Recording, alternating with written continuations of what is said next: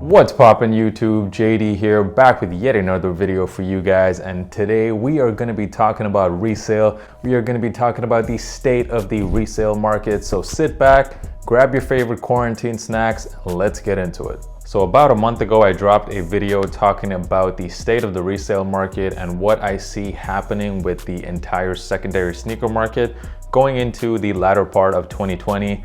And I asked you guys in that video that if you enjoyed that content, let me know down in the comments, drop a like, and you guys really did so. That video got pretty much more likes than I've ever gotten in a video.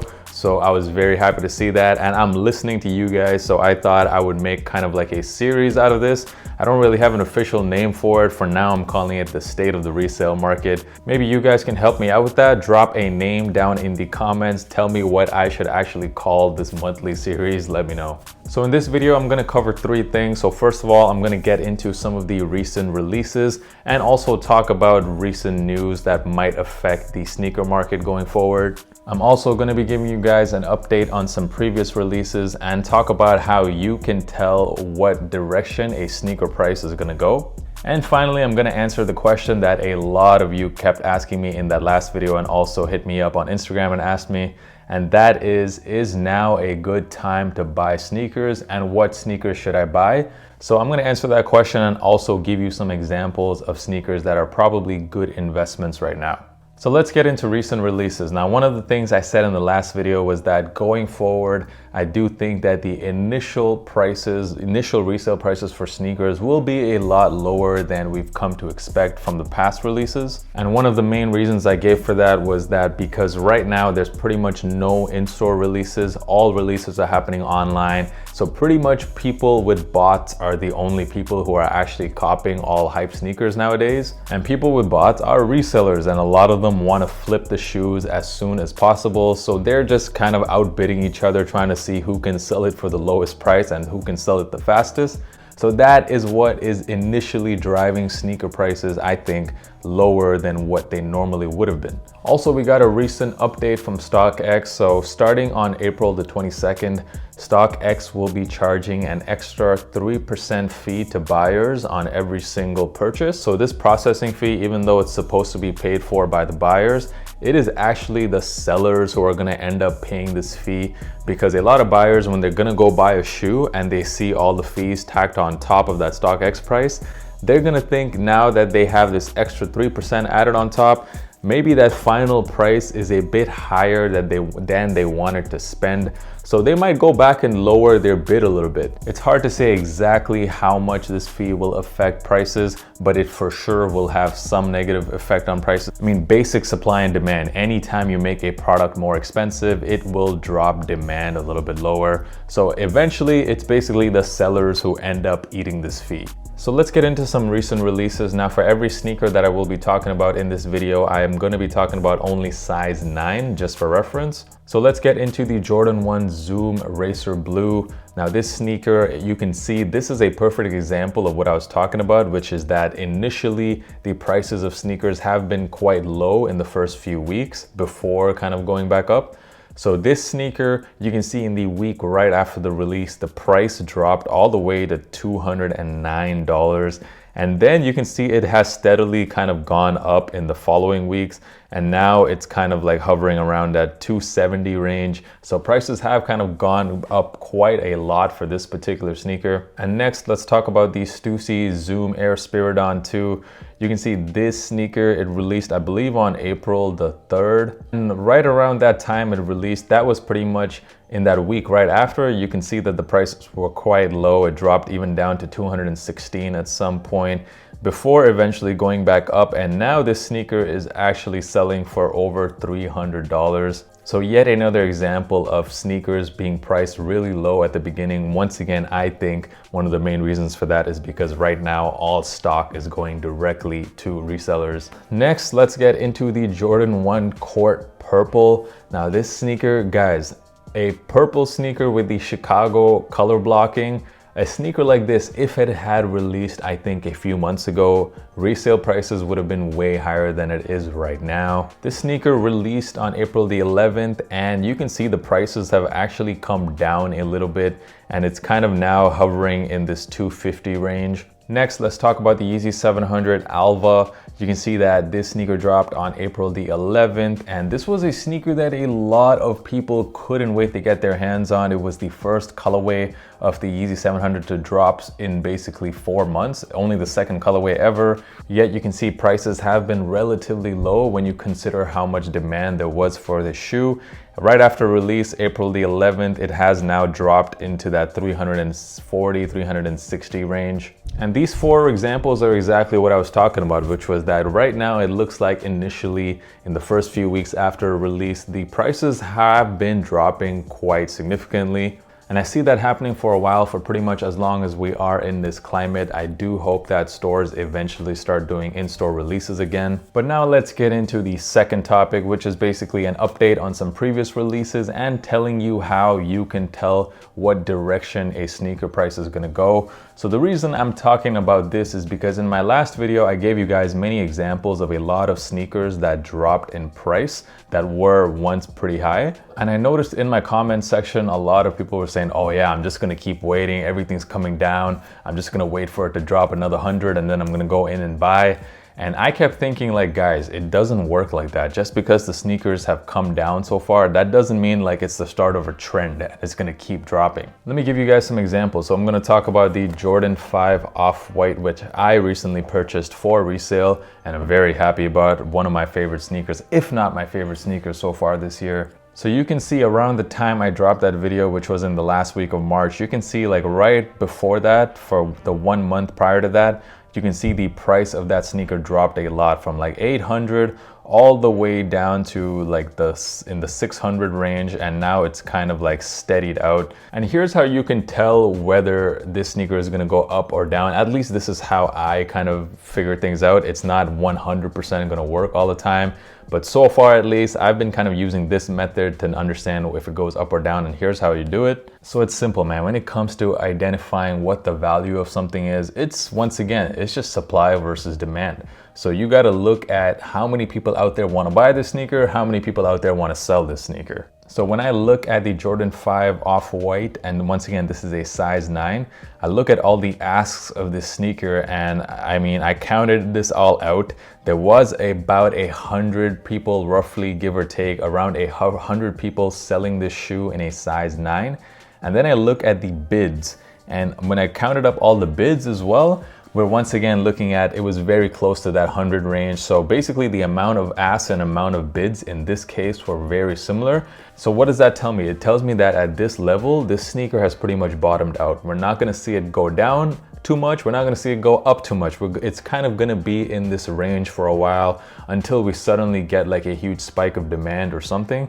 It's probably gonna hover in this range for a while. Right now, this sneaker is about fairly priced. But now let me show you guys something a little different. So let's look once again at the Stussy Nike Air Spiridon 2. So this is a case when I look at all the asks, in total, I counted 43 asks. There are only 43 people out there who have this shoe in a size 9 and they're selling on StockX. That doesn't mean that there's only 43 people, by the way. There's some people who do not sell on StockX, but at least on StockX, we got only 43 people out there with asks. And then I count the bids, and what I saw was that there was more than 120 bids on this pair in this size. There's 3 times as many bids as there are asks. And once again, if you look at the bids, you can see that these bids are super close to each other. They're like $1 apart. What does that tell you? I mean, it's pretty obvious. This sneaker is not going to come down in price. If it even comes down a little bit, there's someone out there who wants to buy it. So this is a case where demand is 3 times stronger than the supply. So of course, the Stussys are only gonna go in one direction, and that's all the way up. So getting back to my main point, guys, like when you see sneaker prices dropping a lot, that doesn't mean that it's going to continue dropping, guys. You have to look at it on a sneaker by sneaker basis. Every sneaker has a different supply and demand. That's pretty much how I determine whether sneakers are going to go up or down. By the way, guys, depending on the amount of likes I get in this video, that will really tell me if I should continue dropping this kind of content. So make sure you drop a like if you're enjoying this video, and of course, subscribe for more. I'm always going to be dropping videos every single week, so make sure you guys are subscribed. So that brings us to the last part of the video, which is answering the question, is now the time to buy sneakers? So that depends on a couple of things. So first of all, if you are someone who's buying for personal use, then absolutely, yes, now is definitely the time to buy sneakers, because we've seen what's been happening in the first few weeks immediately after a release. The prices have been quite low. So if you missed out on a release and you really want the shoe, I would suggest going after it and buying it in the first few weeks, because prices are pretty low right now. But if you're someone who's buying strictly for reselling, then it really depends on how fast you actually need the money.